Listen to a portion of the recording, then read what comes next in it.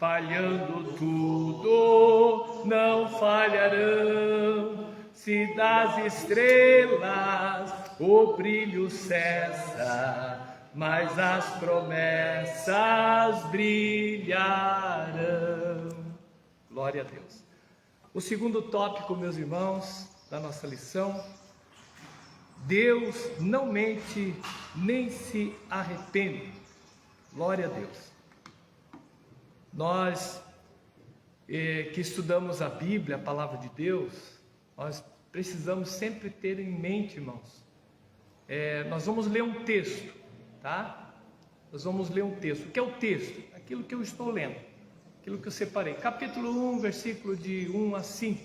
Vou fazer uma leitura daquele texto. Mas os irmãos já ouviram falar, muitos pregadores, ensinadores, mas e o contexto? O que seria o contexto? Então o contexto, ele é aquilo que está antes daquele texto ou depois do texto. Isso se chama o contexto daquele texto em que eu estou lendo.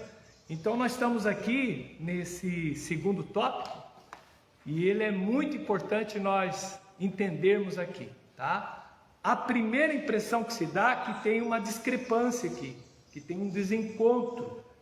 Por quê? Olha só, Deus não mente nem se arrepende. Mas quem já leu o livro de Gênesis, no capítulo 6, vai ver lá, olhar, perceber que antes de Deus enviar o dilúvio, a Bíblia vai dizer que Deus se arrependeu de ter criado o homem.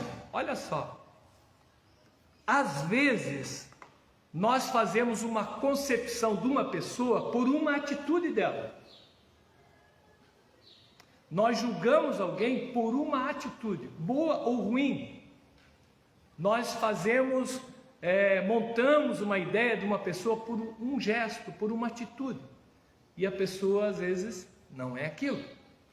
Às vezes alguém olhando, estudando a Bíblia, percebe essa discrepância que parece que está na Bíblia, mas não está, está na interpretação de quem está lendo. E nós vamos ver esse tópico agora, sobre esse assunto.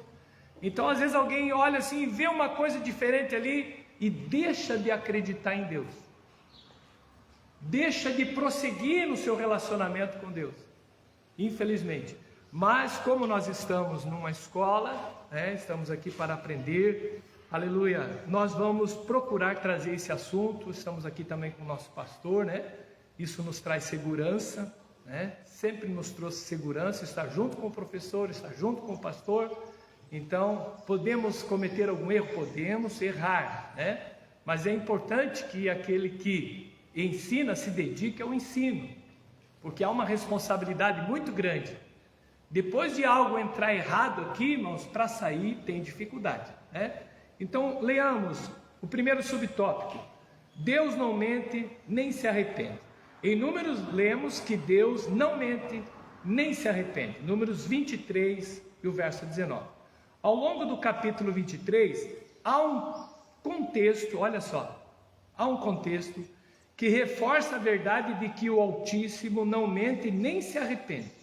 Por ocasião da tentativa de Balaque em fazer com que o profeta, Balaão, amaldiçoasse o povo de Israel, lemos que ao introduzir a mensagem da palavra de Deus, que não agradaria ao rei Balaque, o profeta Balaão enfatizou que ele não mente nem se arrepende para, em seguida, arrematar. Eis que recebi mandado de abençoar, pois ele tem abençoado e eu não posso revogar. Essa foi a palavra do profeta, Neemias 23 e 20.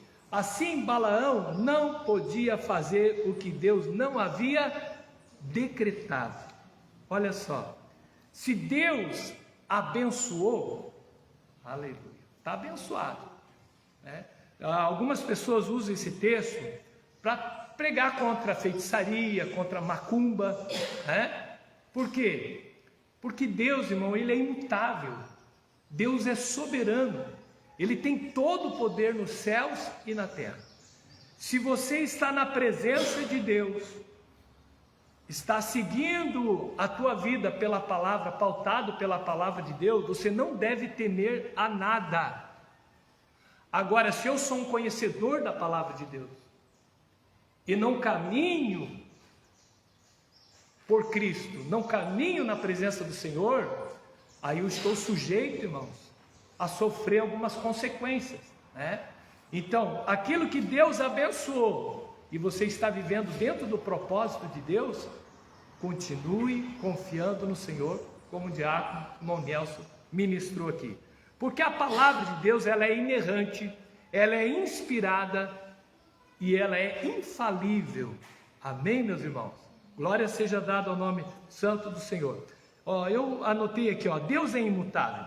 Dentre tantos atributos que Deus possui e que ninguém mais tem, é que Deus é onisciente, né? A pessoa, por mais dotada de todo o conhecimento, de todos os dons, ela não sabe o que vai acontecer amanhã, a não ser que Deus o revele. Irmãos, nenhum ser espiritual, nem anjo, nem potestade, nem principados, nem o príncipe desse século, por exemplo, ele pode estar em 2 lugares. Deus sim, tá? Então, os atributos de Deus ninguém possui. Ninguém possui, somente Deus, tá? Então, dentro do contexto da Bíblia, esses dados é importante você observar, porque naquilo que aparentemente está se contradizendo, isso vai trazer para você uma resposta, uma certeza, uma confiança. Então, o segundo subtópico aqui, que é o nó da questão, né? Deus se arrependeu? Deus se arrependeu? Nós poderíamos até ler Gênesis capítulo 6. Gênesis 6:6. Vai dizer: então arrependeu-se o Senhor de haver feito o homem sobre a terra, e pesou-lhe em seu coração. Olha só, irmãos, olha o que diz a tradução da Bíblia Viva: e o Senhor ficou triste por ter criado o homem, isso cortou o coração. Olha só, muda um pouquinho aqui, né? Então, o arrepender-se de Deus aqui foi um entristecimento. Deus se entristece? Se o Espírito Santo se entristece, Paulo vai dizer aos Efésios 4:20 que o Espírito Santo, não entristeçais o Espírito Santo de Deus. Jesus se entristece?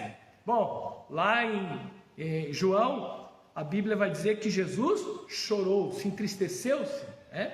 A Bíblia vai dizer isso. Então Deus, ele se entristece, tá? Louvado seja o nome do Senhor. Em Gênesis 6, lemos que Noé construiu uma arca para a salvação dele, de sua família e dos animais, por causa da destruição que viria devido à grande corrupção e violência da sociedade da sua época.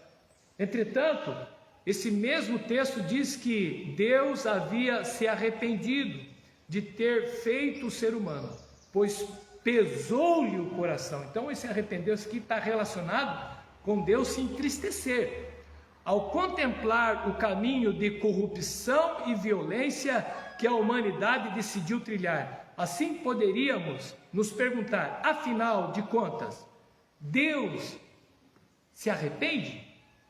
Uma pergunta, né?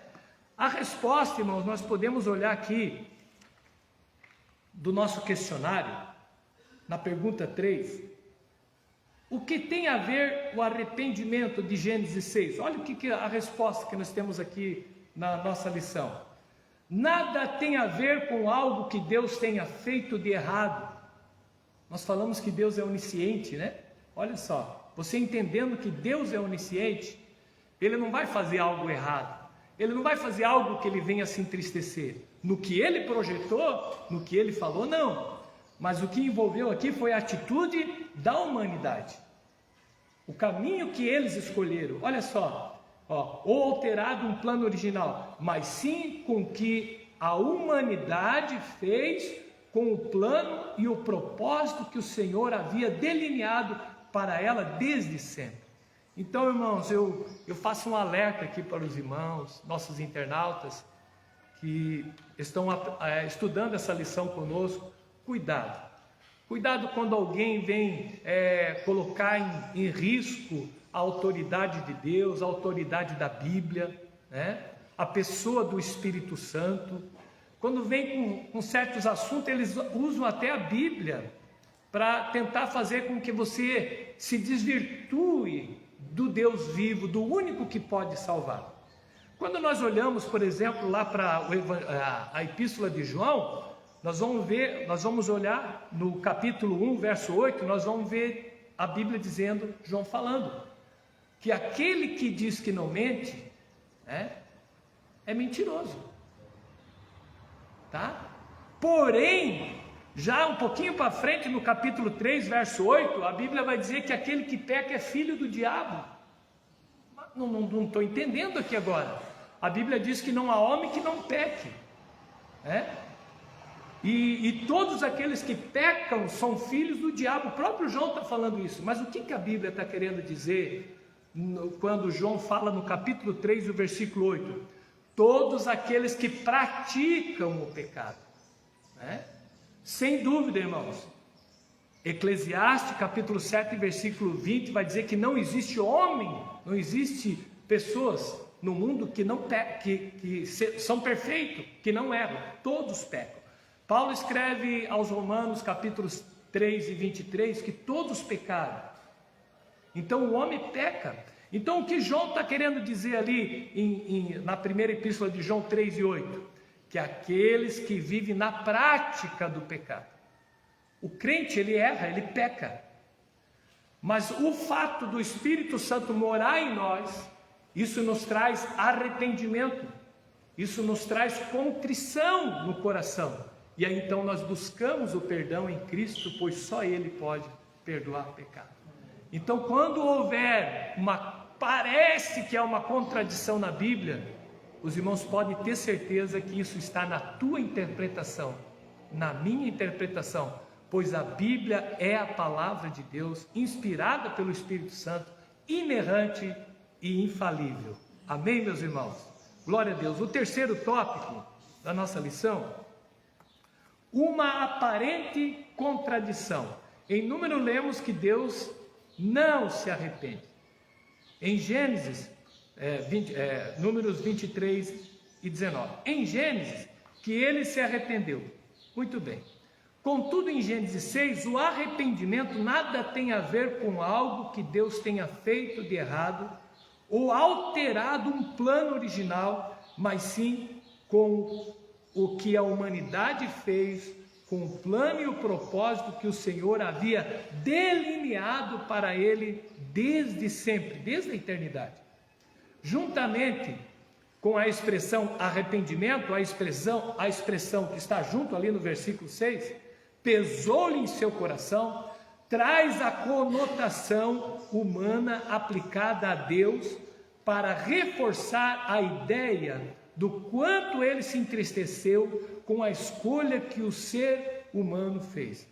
Essa linguagem, irmãos, ela é usada, essa linguagem, para que nós possamos compreender a Deus. Como é que Deus vai se comunicar conosco se Ele não usar o nosso idioma? Nós vamos falar com um canadense, ele não domina o português, nós vamos ter que falar o inglês do canadense, para que nós podamos. Então Deus, Ele usou essa expressão para que nós entendêssemos que Deus se entristeceu do homem não ter abraçado o projeto e o plano que Deus tinha ali elaborado. Amém? Eu creio que ficou bem claro, né? Então, na teologia, damos o nome a esse fenômeno presente nas escrituras de antropopatismo, ou seja, a forma que o autor sagrado usa para atribuir características humanas a Deus, no sentido de que a mensagem fosse mais bem compreendida pelo leitor do texto sagrado. Em Gênesis capítulo 6, a falha não está em Deus, mas no ser humano. O arrependimento de Deus não era em relação ao seu plano criador, mas ao ato rebelde do ser humano. Amém, meus irmãos? Aleluia. Já pensou, irmãos? Deus, ele tem uma mensagem para nós. Será que seria o prazer de Deus nos trazer uma mensagem para que nós não a compreendêssemos? Olha só que mensagem do plano de salvação que Deus tem para com a humanidade. Porque Deus amou o mundo de tal maneira, como Deus quer salvar a todos, que deu o seu Filho unigênito, para que todo aquele que nele crê não pereça, mas tenha a vida eterna. Aleluia! Que o Espírito Santo de Deus sempre esteja do teu lado quando você for ler a Bíblia, quando você for estudar a Bíblia, tá? Porque o autor da palavra de Deus é o Espírito Santo, foi ele que conduziu esses homens a escrever. Então, sempre quando você tiver dúvidas, né, não tome decisão pelas dúvidas, mas busque a graça, a orientação do Espírito Santo de Deus, e alguém também próximo a você, o teu pastor, alguém de confiança, para que ele possa esclarecer talvez uma dúvida que você tenha acerca da palavra de Deus.